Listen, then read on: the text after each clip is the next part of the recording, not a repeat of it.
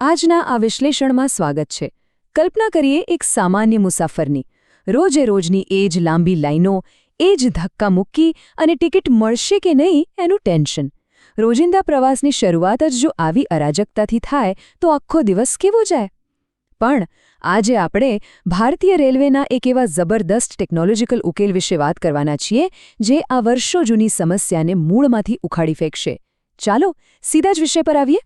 તો આજની આ ચર્ચામાં આપણે આ સિસ્ટમની દરેક બારીકાઈને સમજીશું. શરૂઆત કરીશું કાળાબજારીની મૂળ સમસ્યાથી અને પછી જોઈશું આ નવી ક્યુ મિત્રા ટેકનોલોજી, તેના બુકિંગના સ્ટેપ્સ, તેની કડક સુરક્ષા, મુસાફરોનો અનુભવ અને છેલ્લે તેના વાસ્તવિક અમલીકરણ વિશે.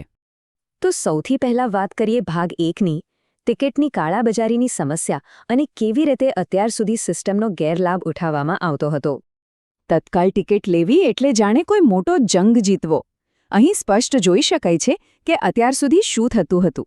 દલાલો ઓનલાઈન આવતા ઓટીપીને બાયપાસ કરવા રેલવે કાઉન્ટર પર પહોંચી જતા અને નકલી આઈડીનો ઉપયોગ કરીને આપણા જેવા સામાન્ય મુસાફરોની જગ્યા છીનવી લેતા. પણ હવે ચિત્ર બદલાઈ રહ્યું છે. ભવિષ્યનું વ્યવસ્થાપન એકદમ સંગઠિત, શાંત અને ડિજિટલ કિયોસ્ક આધારિત હશે, જ્યાં કોઈ ધાંધલ-ધમાલ નહીં હોય. આ આખા અપગ્રેડને સમજવા માટે એક ઉદાહરણ લઈએ. અત્યારની ભૌતિક લાઈનો એટલે જાણે ટ્રાફિક લાઇટ વગરના કોઈ અસ્તવ્યસ્ત 4 રસ્તા, જ્યાં બસ હોર્ન વાગે છે અને કોઈ આગળ વધી શકતું નથી. જ્યારે આ નવી સિસ્ટમ એક સંપૂર્ણ સ્વચાલિત ડિજિટલ ટ્રાફિક કંટ્રોલ સિસ્ટમ જેવી છે. આનાથી થશે શું? રોજિંદા યાત્રિકોનો વેઇટિંગ ટાઈમ ઘટશે અને લોકો સમયસર પોતાના કામ પર પહોંચી શકશે, જે અંતે દેશની આર્થિક ઉત્પાદકતામાં મોટો વધારો કરશે. હવે આગળ વધીએ ભાગ 2 તરફ. ક્યુ મિત્રા ટેકનોલોજીનો પરિચય. આખરે આ કઈ ડિજિટલ ભેટ છે? આ છે ક્યુ મિત્રા સિસ્ટમ. ખાસ કરીને તત્કાલ ટિકિટ બુકિંગ માટે બનાવેલી આ એક સંપૂર્ણ બાયોમેટ્રિક ક્રાંતિ છે. વર્ષોથી લાઇનોમાં ઊભા રહીને અને દલાલોથી કંટાળી ગયેલા લાખો મુસાફરો માટે રેલવે તરફથી આ ખરેખર એક જબરદસ્ત ડિજિટલ ભેટ છે. અને આ સિસ્ટમનો સૌથી પાવરફુલ નિયમ કયો છે ખબર છે? કડક મર્યાદા. કોઈ દલાલ પાસે ભલે ગમે તેટલા નકલી આઈડી કેમ ન હોય, હવે કોઈ જ જાદુ નહીં ચાલે. નિયમ એકદમ સ્પષ્ટ છે. એક આધાર કાર્ડ પર એક દિવસમાં માત્ર એક જ સ્માર્ટ ટોકન મળશે, બસ પૂરું. આ એક જ નિયમ જથ્થાબંધ ટિકિટ બુકિંગની આખી પ્રથાને એક જ ઝાટકે મૂળમાંથી ખતમ કરી નાખે છે. તો ચાલો હવે સમજીએ ભાગ 3, બુકિંગના 3 સરળ સ્ટેપ્સ. આ સિસ્ટમ કામ કેવી રીતે કરે છે? એક રોજિંદા મુસાફર માટે ટિકિટ બુકિંગ હવે ફક્ત 3 જ સ્ટેપની રમત છે. સૌથી પહેલાં આધાર દ્વારા રજિસ્ટ્રેશન કરવાનું. બીજું, કાઉન્ટર ખુલે એ પહેલાં જ ઘરે બેઠા મોબાઈલમાં QR કોડવાળું ટોકન મેળવી લેવાનું.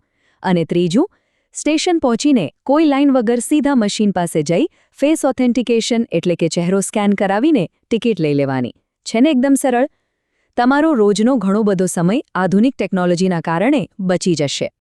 પણ હવે સવાલ એ થાય કે આ સરળ સિસ્ટમ સુરક્ષિત કેટલી છે? ભાગ 4, ત્રિસ્તરીય સુરક્ષા, એક અભેદ્ય દીવાલ. આ ત્રિસ્તરીય સુરક્ષા ચક્ર ખરેખર કમાલનું છે. આમાં 3 અલગ અલગ વસ્તુઓ ભેગી થાય છે. પહેલું, આધાર કાર્ડ દ્વારા તમારી સાચી ઓળખ. બીજું, મોબાઈલ QR દ્વારા તમારા ડિવાઇસની ખરાઈ. અને ત્રીજું, અને સૌથી અગત્યનું, ચહેરાના સ્કેનિંગ દ્વારા વ્યક્તિની પોતાની ત્યાં હાજરી. આ 3 કડીઓ એકસાથે જોડાય તો જ સિસ્ટમ આગળ વધે છે. હવે વિચારો, જો કોઈ દલાલ ચાલાકી કરીને કોઈ બીજાનો મોબાઈલ અને QR કોડ લઈ પણ આવે તો શું થશે? સિસ્ટમ તરત જ ટિકિટ આપવાની ના પાડી દેશે. કેમ?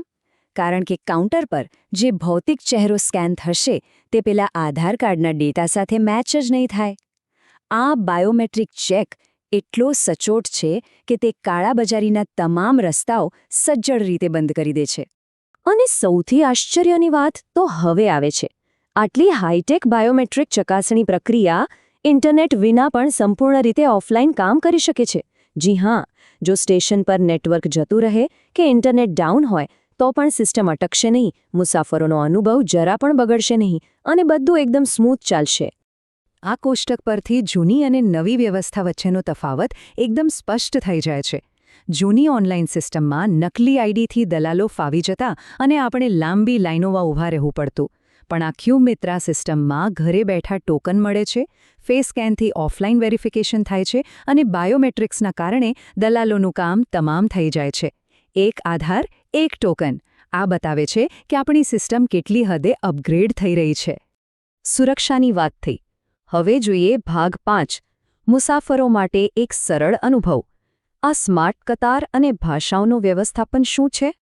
અહીં સૌથી મોટો ફાયદો એ છે કે લાંબી અને અસ્તવ્યસ્ત લાઈનોમાં ઊભા રહેવાની શારીરિક હાલાકી હવે કાયમ માટે દૂર થઈ જશે.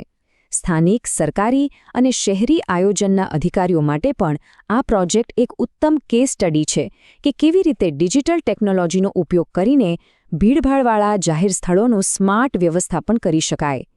એસી અને નોન એસી માટે અલગ ડિજિટલ લાઈનો અને તેમાં પણ ગુજરાતી, તમિલ, બંગાળી જેવી આપણી પોતાની પ્રાદેશિક ભાષાઓનો સપોર્ટ.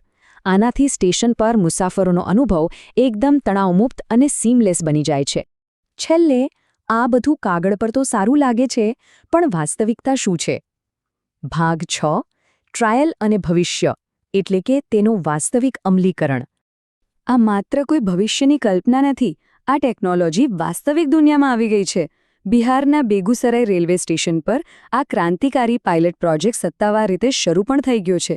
જો આ પ્રયોગ સફળ રહ્યો તો વિચારી જુઓ કે જ્યારે આખા દેશમાં આ સિસ્ટમ લાગુ થશે ત્યારે રોજના લાખો મુસાફરોનો કેટલો બધો સમય બચશે, લોકોની હેરાનગતિ ઘટશે અને દેશની આર્થિક ઉત્પાદકતામાં પણ તેનો સીધો અને મોટો ફાયદો જોવા મળશે. જેમ આપણે આ વિશ્લેષણના અંત તરફ આવી રહ્યા છીએ, ત્યારે એક બહુ મોટો પ્રશ્ન ઊભો થાય છે. શું આ બાયોમેટ્રિક સિસ્ટમ ખરેખર ટિકિટિંગ માર્કેટમાંથી દલાલ પ્રથાનો હંમેશા માટે અંત લાવી શકશે? કે પછી કાળા બજારિયાઓ આમાં પણ કોઈ નવી છટકબારી શોધી કાઢશે? આનો સાચો જવાબ તો આખા દેશમાં સિસ્ટમ લાગુ થયા પછી જ મળશે. પણ હા, અત્યારે એટલું ચોક્કસ કહી શકાય કે ભારતીય રેલવેની આ સફરનો આરંભ ખૂબ જ સકારાત્મક અને આશાસ્પદ છે.